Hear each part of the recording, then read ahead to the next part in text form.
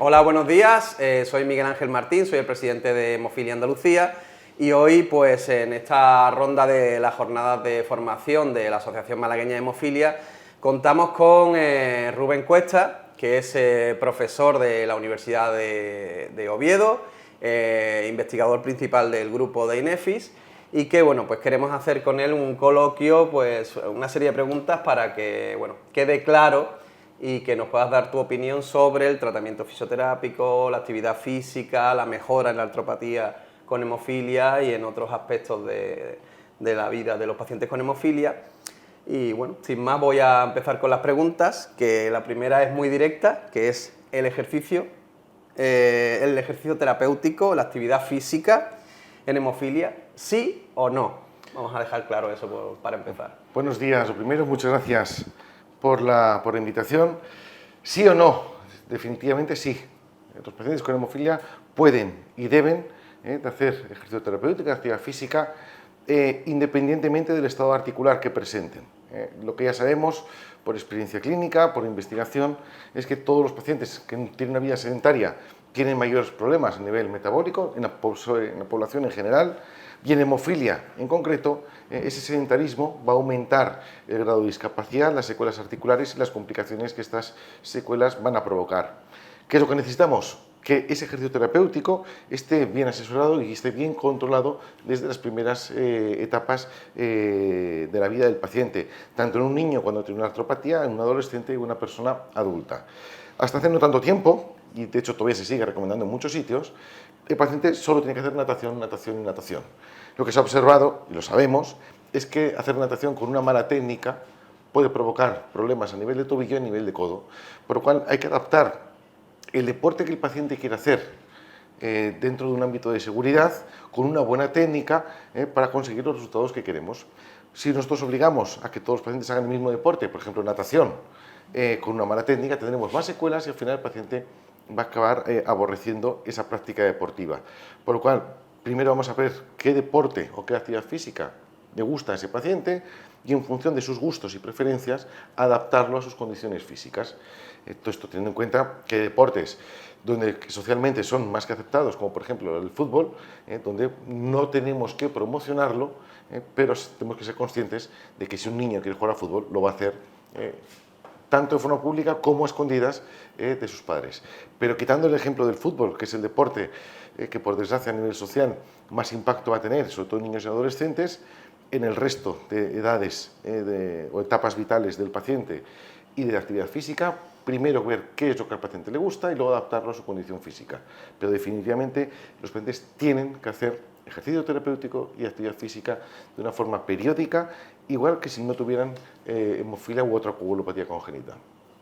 Muy bien. Y con respecto a los actuales tratamientos, como sabemos hay un arsenal terapéutico que ha venido en estos últimos 5 o 7 años a hemofilia, larga duración, productos con vía de administraciones diferentes, con duraciones diferentes, con coberturas diferentes. En jóvenes y niños, ¿qué futuro se presenta? Pues, por una parte, nos encontramos con la que puede ser la primera generación sin hemartos clínicos en hemofilia. Por otra parte, la primera generación que puede ser la primera que llega a las adultas sin secuelas articulares. Pero por otra parte, es la primera generación donde corremos el riesgo de que piensen que por tener unos tratamientos tan eficaces, ese paciente ya no tiene hemofilia. Y esto lo digo a colación, por ejemplo, de la práctica deportiva, y vuelvo al ejemplo del fútbol, donde estamos viendo que el porcentaje de niños y adolescentes que juegan al fútbol se ha multiplicado porcentualmente respecto a hace 10 años. Estos tratamientos nos dan una seguridad respecto al desarrollo de sangrados clínicos, pero eso no evita que el paciente desarrolle sangrados subclínicos. De ahí la importancia de unos buenos y periódicos seguimientos. El futuro es muy bueno para estos chavales y para estos jóvenes. Lo que sí que necesitamos es, por una parte, adherencia a estos tratamientos. El tratamiento por sí no es eficaz si no se sigue una pauta profiláctica periódica como la que ha recetado el equipo de hematología o el hematólogo de referencia, y por otra parte, sin olvidar que el paciente sigue teniendo hemofilia.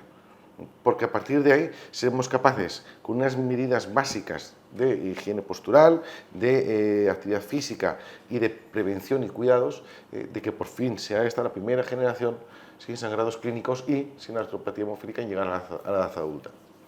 Estupendo. Y una vez llegado a no tener sangrados o a controlar la artropatía, a mejorar ese control del dolor y demás, ¿cómo y cuándo deberían ser las revisiones? A ver, el problema que nos encontramos en España es que en función del centro hospitalario hay distintos y muy variados formatos de revisión periódica. Tenemos formatos donde el paciente únicamente se le hace una exploración física general, visual, con una analítica desde el punto de vista hematológico, otros donde no hay ningún tipo de exploración física y otros donde hay una valoración ecográfica a nivel de rodillas, tobillos y codos. Disponemos ahora de un protocolo ecográfico para ver si hay un daño articular en las primeras fases de evolución de la artropatía hemofílica.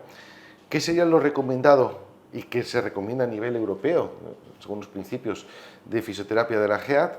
Lo que se recomienda es que niños y jóvenes cada 6 meses, un año como máximo, se haga una exploración ecográfica para ver si hay un daño articular a nivel de rodillas, de tobillos o de codos, y de esa manera, ante la aparición de un pequeño daño en el cartílago, poder actuar de una manera lo más rápida posible.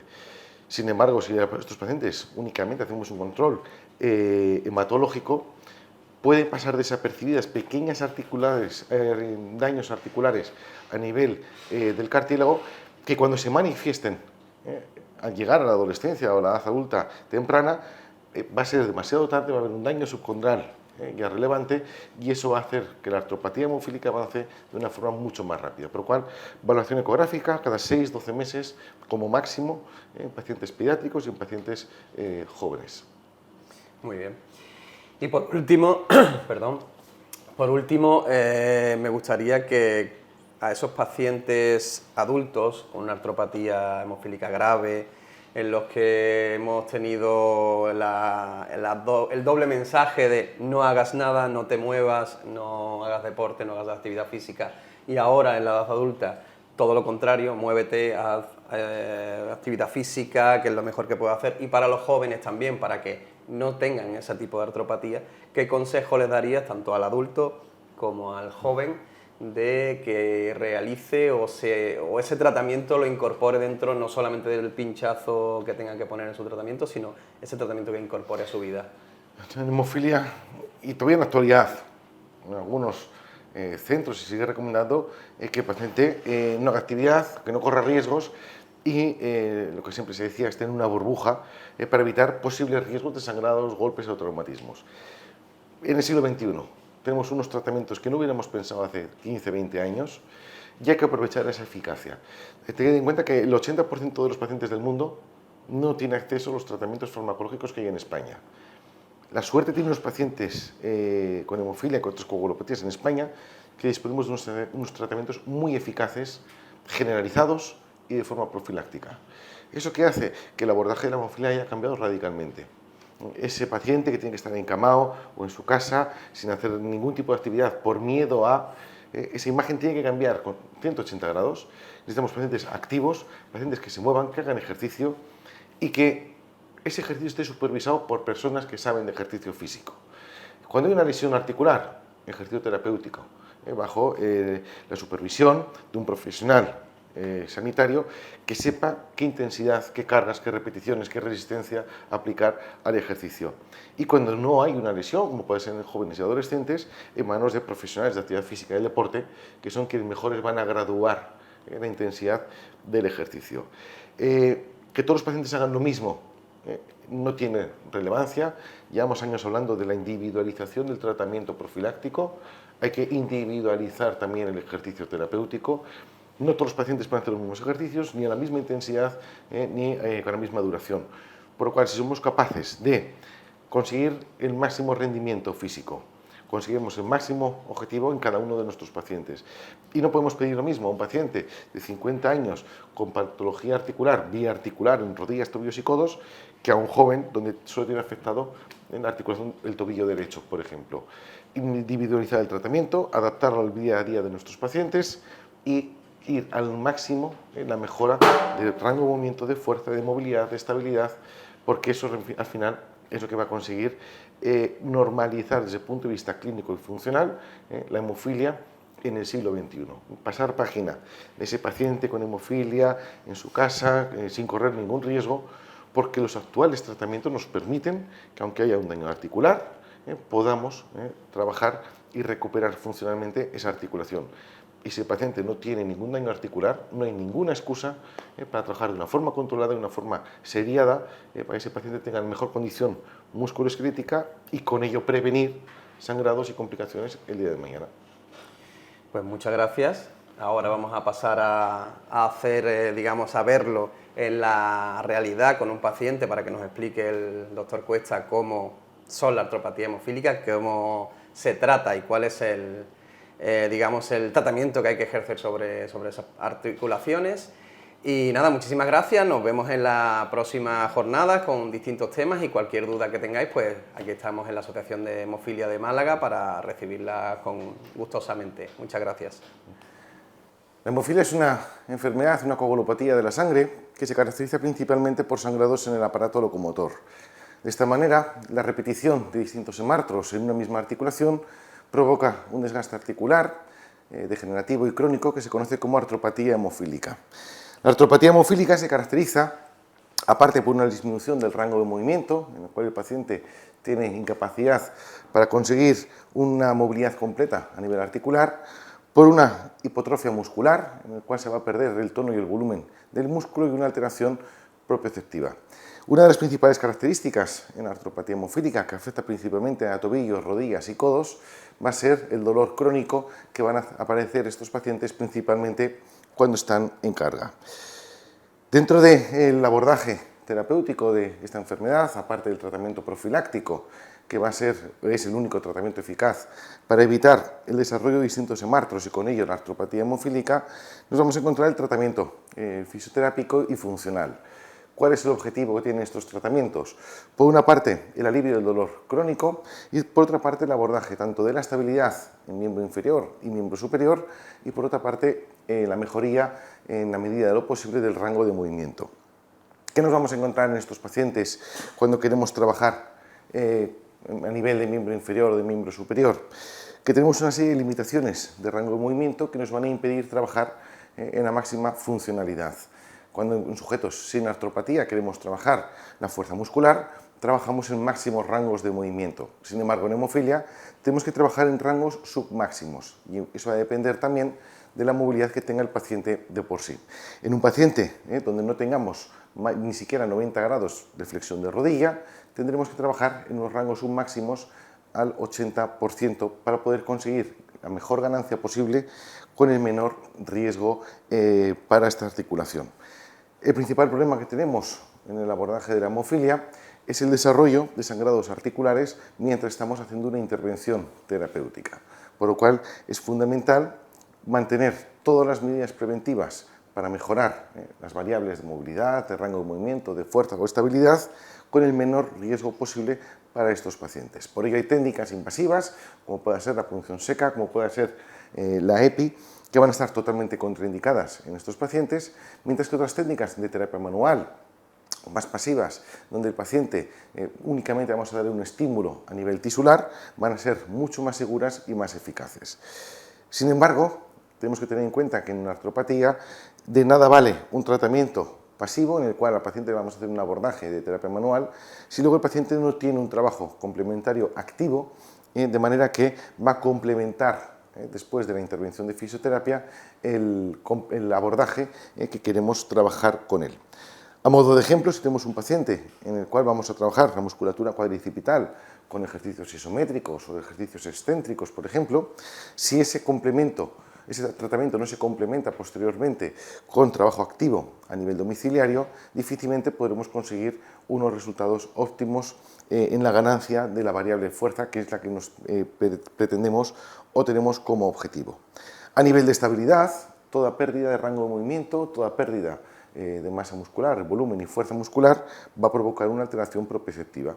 Esta alteración propioceptiva, que ya empieza a producirse con los primeros hemartros cuando la cápsula articular está a tensión en los distintos hemartos recidivantes, va a ser uno de los aspectos fundamentales de nuestro abordaje en hemofilia. ¿Qué necesitamos trabajar cuando hablamos de estabilidad y de equilibrio en pacientes con hemofilia?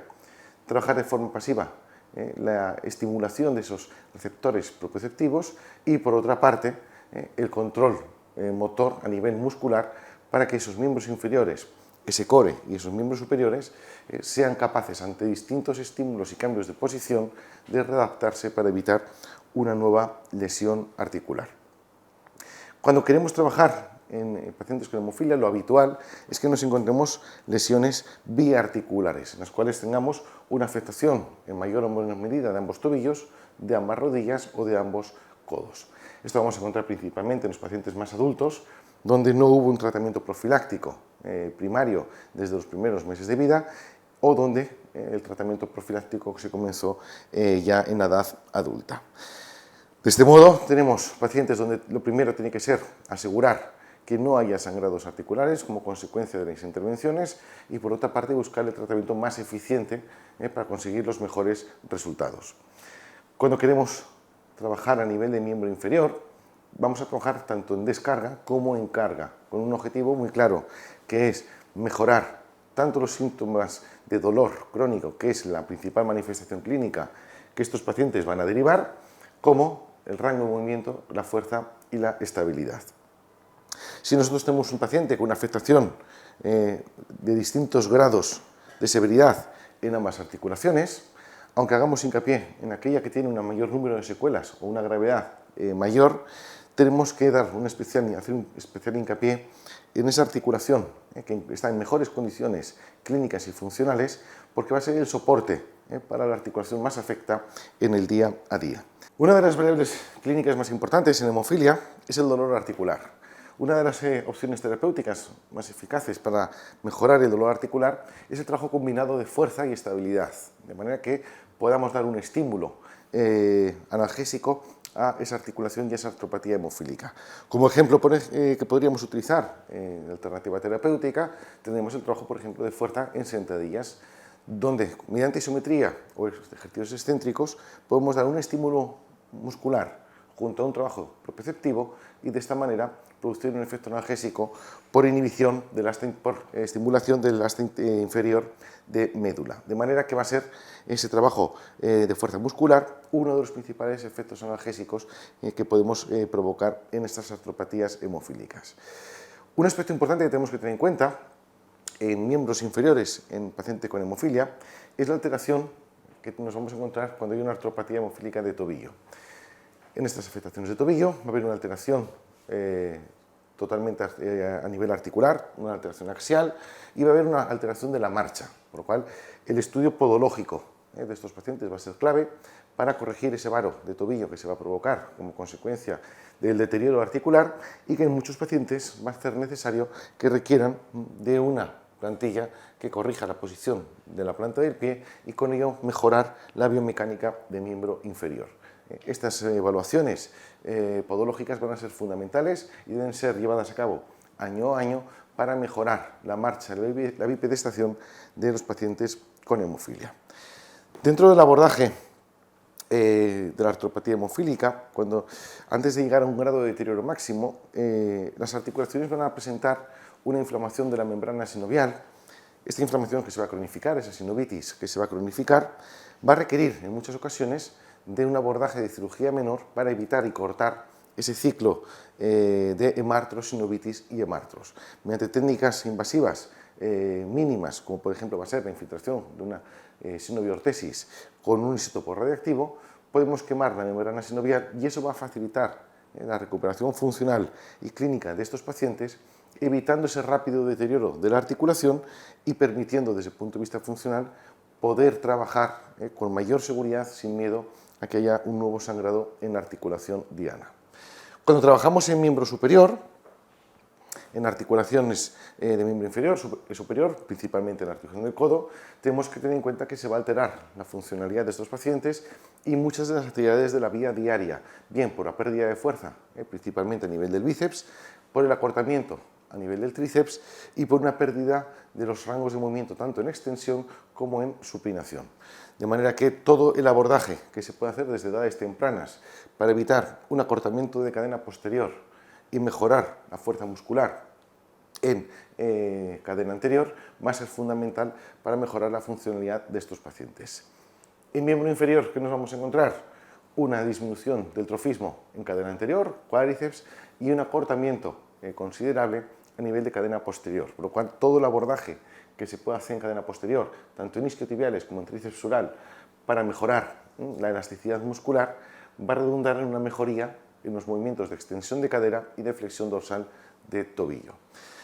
El abordaje muscular va orientado, por una parte, a evitar acortamiento y a mejorar el trofismo muscular. El rango de movimiento va dirigido a mantener, en la medida de lo posible, los rangos de movimiento que se van a ir perdiendo como consecuencia del deterioro articular. Y, por otra parte, tenemos el trabajo de estabilidad, que va a ser clave para mejorar la bipedestación y la marcha en estos pacientes. Sin embargo, todas estas variables, dolor, rango de movimiento, fuerza y estabilidad, van a depender del dolor que va a presentar el paciente. Por lo cual, si somos capaces de controlar el dolor a nivel articular que presentan nuestros pacientes, un dolor crónico y de manejo complicado, va a ser posible que podamos trabajar el resto de las variables.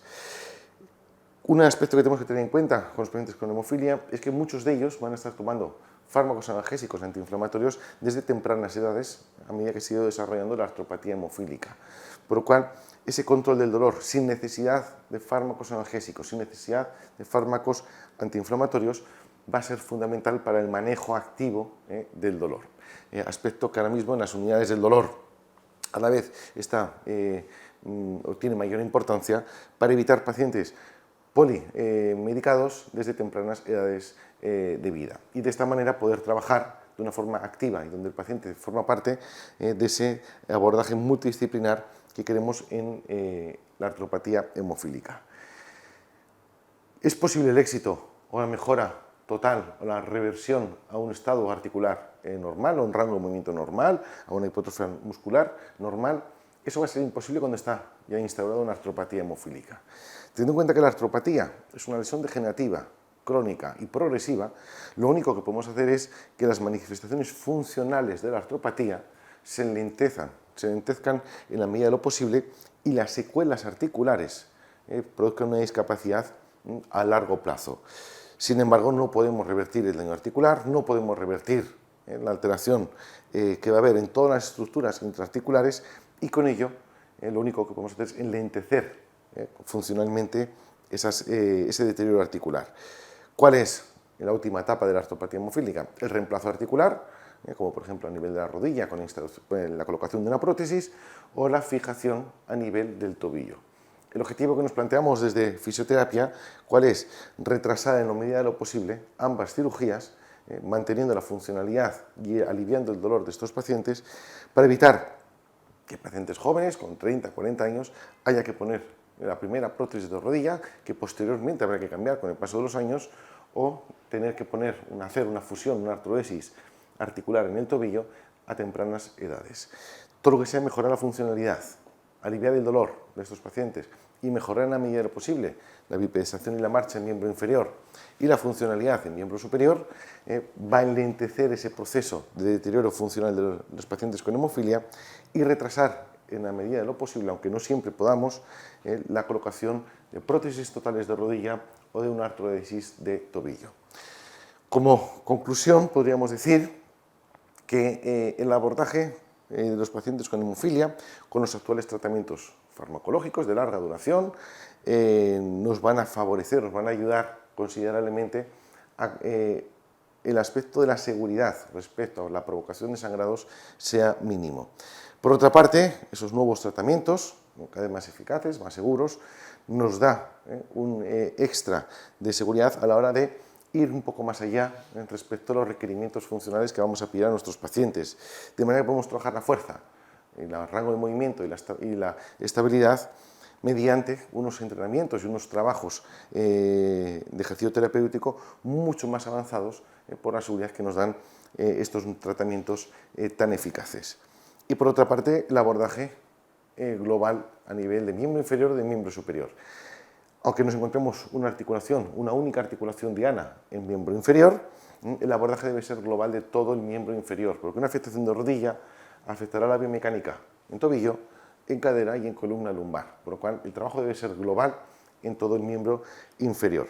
Especial atención al dolor crónico, que es la principal variable que estos pacientes van a manifestar desde el momento que se levantan por la mañana, y la estabilidad como una de las principales variables que tenemos que abordar y que normalmente va a ser la gran olvidada, puesto que nos centramos muchas veces en el rango de movimiento, en la fuerza muscular y en el dolor articular.